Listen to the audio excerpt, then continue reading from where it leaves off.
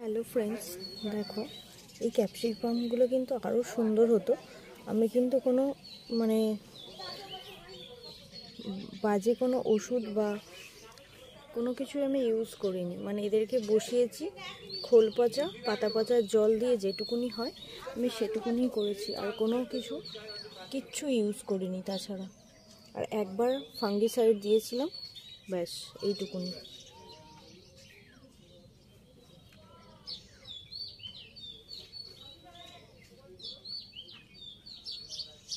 এই 3টে গাছ বসিয়েছিলাম, নার্সারি থেকে বলেছিল ইয়েলো, রেড আর গ্রিন, তার জায়গায় হয়েছে শুধুই গ্রিন।